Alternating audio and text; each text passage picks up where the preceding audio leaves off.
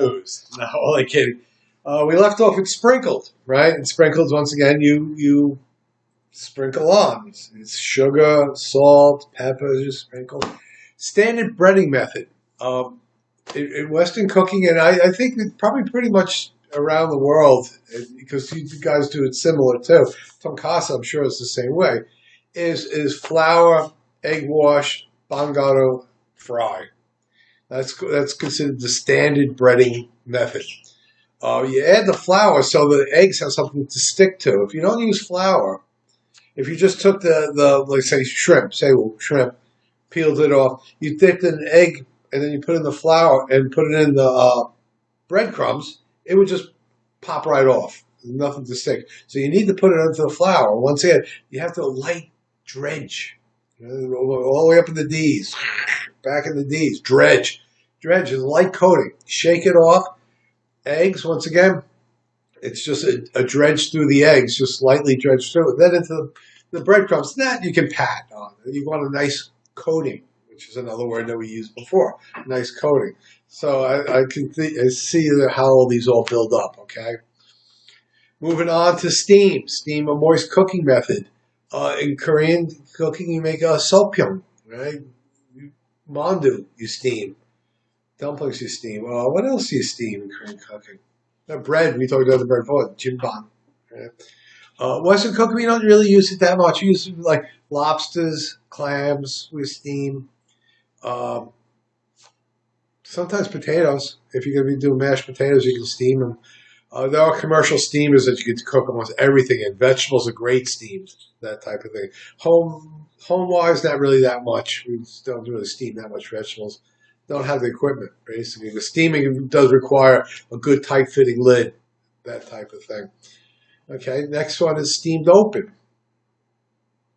Why don't you copy this down, and we'll get to it. Steamed open. When we're cooking clams joke, mussels, hongap, oyster, gul. See, you guys think Korean's easy, right? You have oyster, honey, and orange. What are the Korean names? Gul, and gul. So I tell you, it's you guys always think it's easy. It's not. A boat in Korean, what? Bae. What's a pear? Bae. What's your stomach? Bae. So you guys go, oh, English is so difficult, Korean's so easy. Nah, it's not really. Anyway, let's get back to steamed open.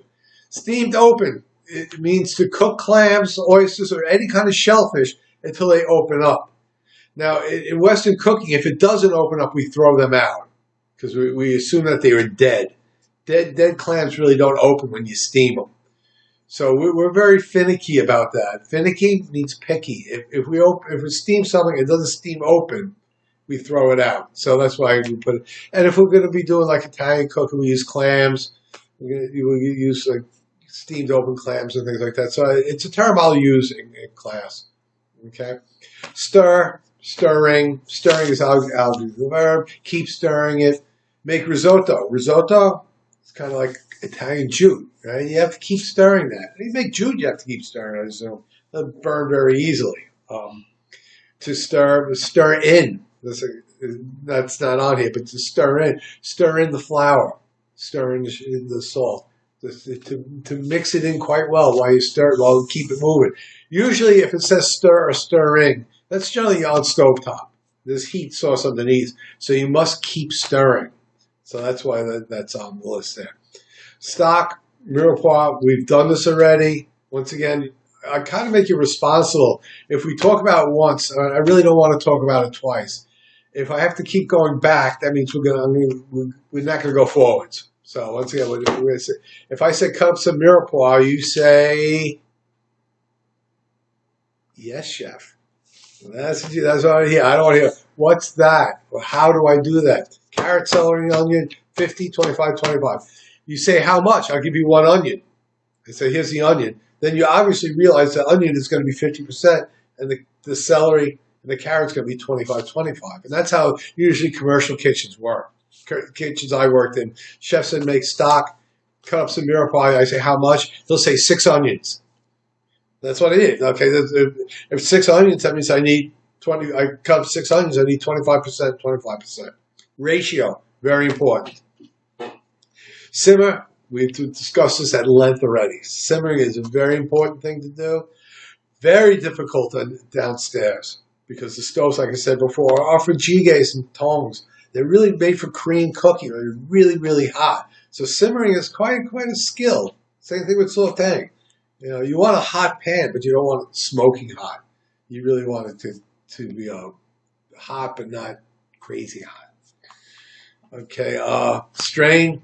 What do you strain in the kitchen? You strain off the pasta. You could strain the flour. You know, there's another word, sieve. It's another word for that. And a sieve is a che. Strain is che in Korean. A sieve is the same thing.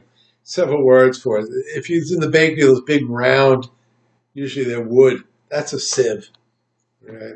And you strain off the things. Say stocks. The stock's done. You're going to strain it at the end. So, stuff. Stuff has two meanings. Stuff could mean a lot of things. Bring your stuff over here. Your knives, your cutting board, all that other things. But in cooking terms, stuff we used to put inside. In Korean cooking, I had like ojinga. It's stuffed and steamed. That's nice. Actually, I haven't had that in a while. A whole squid, ojinga squid, stuffed with, I don't know, it's in there, some kind of what we call force meat. It's a mixture in there and steamed. What else do you stuff?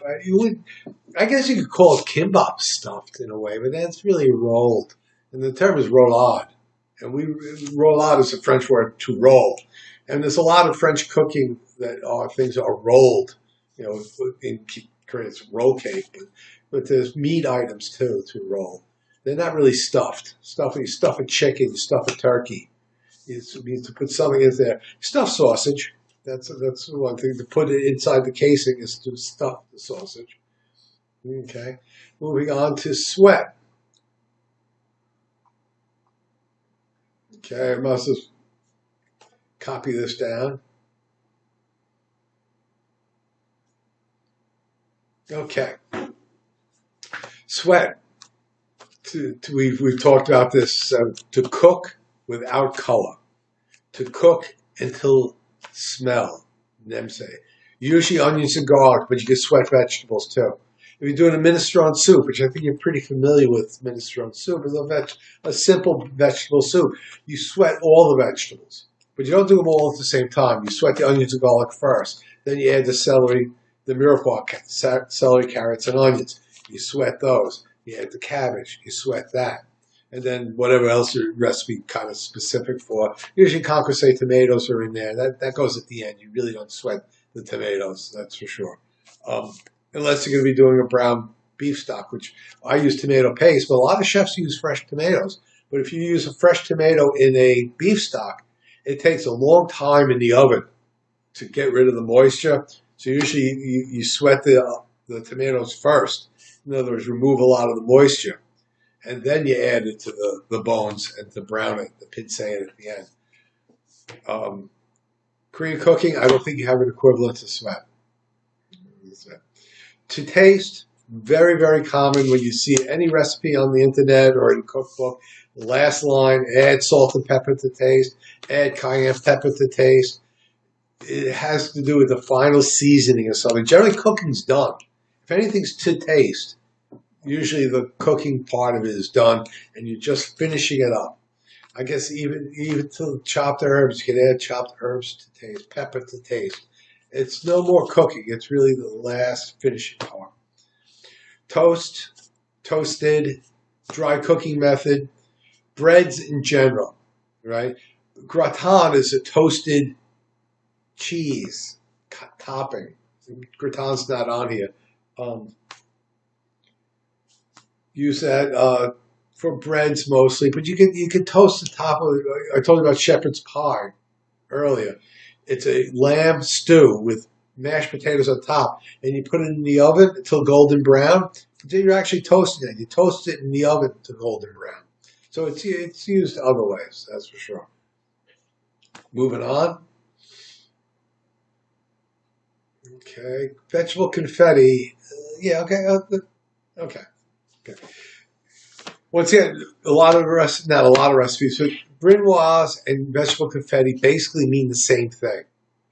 Vegetable confetti is more the housewife term, as the Hajima's name, but it is brunoise vegetables. And it's a wonderful garnish. I love it.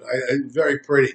You get piedmont, bell pepper, red, yellow, green bell peppers, carrots, zucchini. You cut those all brunoise, you mix them together. It looks like confetti. I think you know what confetti is. If not, look it up. You know what it is. I don't know what the Korean word is for that. I use it a lot to liven up dishes. Sometimes you have, especially if you have like a roasted or grilled something, you got everything brown. It's a vegetable side dish, maybe potatoes that are kind of brown. You want to give it some color. A good, easy way to put color in is to just throw in some vegetable confetti. And it's flavorful. There's nothing wrong with some vegetables. We generally don't cook them, but you can lightly cook and season vegetable confetti, which is sometimes preferred, but you do kind of alter the color. It's not as bright anymore. So, you whip cream, you whip eggs up, right? It's like stirring, but with more activity, a lot more activity. So you're going to really go into it, that's for sure. And our last one is wrap. That's a wrap, folks. Wrap means, in that term, that's the end of it. But to wrap means to make the chicken stock, you strain the chicken stock, you wrap it, you put it in the refrigerator. It means to put something away, basically. If I give you something and say, okay, wrap that up, that means to put like vanilla wrap paper, plastic around on it. And it can be a wrap, it could be ovens 101. 101 means basic, okay? We grew up, meaning myself, we have ovens in our house. Oven is a very Western invention. We use it a lot, right? And in class time, we'll be using it too, right? But there's some things you have to follow, right? You always preheat the oven. Always test the rack for strength. Always place a drip pan on the bottom of the oven, which once again I'll show you about that. And if you can, you put the food in the middle and in the center. You don't want to put it to the sides because once again that's gonna. If you have it on the side, you're gonna have one side hot, one side cold. It doesn't work. If you have two items, you can put them inside like that, and then you rotate them this way halfway through. But generally try to put it in the center, right? 180 is 350, and 205 is 400 degrees Fahrenheit. The reason why I want you to memorize this stuff, test material, guys, test material, because if you look on the internet, you're going to find something in English, it's probably going to be in Fahrenheit. They still use that, it's still quite common, even England still uses it, the temperatures. They have gas marks, they have something a little different, but still. So 350 is 180, and 205 is 400. Those are 99% of the cooking you're going to be doing is in that temperature. Okay, well, now we're in the kitchen. We'll talk about ovens. We have three types of ovens in this one kitchen. And this basically covers all the major ovens except for Jajarangi, right? Microwave. We call those microwave ovens also. That's considered an oven. And it's a very useful tool. Don't get me wrong. It's not used that much commercially. It's used for reheating, but it's great for reheating sauces, steaming vegetables. Microwaves definitely have their purpose. What I got behind me here is called a deck oven. D-E-C-K, deck oven, right? It's used mostly in the bakeries. You can see it's a very narrow opening. For breads, muffins, cakes, cookies. You don't want to roast a chicken in here because what will happen, the grease will splatter. Splatters that boiling, that bubbling. You obviously, if you put water in hot grease, it goes crazy. You get that all over here and you could get a fire. And plus, you never want to use an oven that you use cooked bread in and cooked meat at the same oven because it'll pick up the smell. And if you have white bread that smells like chicken, well, not everybody's going to like it. The unique feature of these ovens, too, is open vents, which will allow steam to get out of it. So if you want to make a baguette and you want a crispy crust, you need to start baking it halfway through. You pop this open, it makes a nice dry, crispy crust on there. They're not plugged in right now, so I really can't show you how to use them. But it's pretty self-explanatory. I know it looks like a little space station. These things could do a lot, that's for sure. Pizza, yes, that's for sure. Sometimes they're even called, not deck ovens, but pizza ovens. But they're called really deck ovens. Here we got a Japanese product, this is a very, very nice oven. It's probably about 12 years old, and it still works really, really good. It's a little dirty, but still, it's very good. These are called racks. Okay? And once again, we talked about preheating. Make sure the racks are in right, because if the racks aren't in right, let me put one in wrong, something like this, right? It's tilted sideways, so if you put something in there, it's going to roll away. So make sure the racks go in center. Make sure they're in there right. That's for sure. This one has a lot of nice features. This pops out for cleaning. It is really a very nice design. You got to hand it to the Japanese. They have a lot of good designs, that's for sure. Built-in thermometer. So if you put a roast in there, you can put that in. You can set the timer. That's done through the control panel here. This would be the thermometer one. This is steam only. This is dry. This is steam and dry thermometer. And this is a timer type of thing with the temperature control. I'll just turn it to what I usually use is regular. This controls the temperature. So you're going to turn it to 180, which is 350. And when this light goes off, that means it's preheated. This is a timer. I'm going to be using a timer on this. This is just continuing run. And like I said, when this light goes off, it means it's ready to go. A very nice oven. I tell you, I've used it a lot. It's very old. We'll get to the conventional oven. This is the most common oven you're going to see in any place. We made roasted the bones, right? The pokey pan. It's the perfect roasting pan. It really is. Okay, you got the stove top. This controls the burners. Right? These two control the oven. You know, with the oven, once again, just don't turn on the oven. You have to preheat the oven. That's rule number one. You always preheat. But what you do first, you take a look inside. Make sure there's nothing in there, like somebody's knife rolls. Somebody puts the toolkit in there, the knives. A hang jew gets left in there. Make sure nothing's in there. You got a drip pan, right? So the drip pan goes in. Put the rack in. Test the rack. Give it a tap. Because if this is filled up with, 6 chickens and mirepoix and some stock and stuff like that, it's very heavy. So if it falls down and you have a preheated oven, you can have a fire very easily. So once again, you want to do that. Let me show you how this works. And the reason why you never put anything on the bottom here, because this gets very, very hot.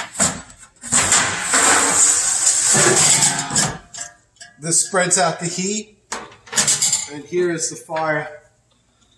So I'm going to turn this to 350, right, which is 180. And you take this and you turn it a little. You can actually hear, I don't know if you can hear it there, but there's a gas sound.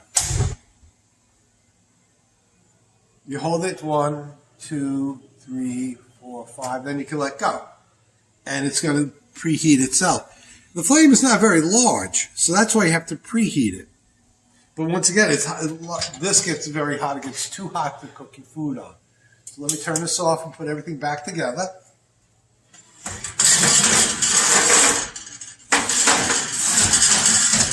Generally, you don't have to touch this at all. You don't have to touch it at all. You leave that in there. Just make sure you have the drip pan in. Put the racks in. You can have 2 sets of racks in here if you need it. Right? Make sure this set to your temperature. You turn a little, click. You can hear the proof. And there's a little sight window in here, which you can see the blue flame through. you can generally hear it and you can feel it when it goes on. And that's you ready to go. You have to let that preheat. How long it preheat? Every oven's different, and that's true with cooking time. If I put a chicken in here and I put a chicken in there, they won't cook. Say maybe somebody says, oh, it takes 30 minutes. It might take 35 minutes in this one and make 32 minutes in that one. No oven, two ovens are the same. When you get used to them, you get to it. Preheating, once again, as an average, 10 minutes. 10 to 15 minutes. You can feel it. You can feel it up here, too. This is the vent.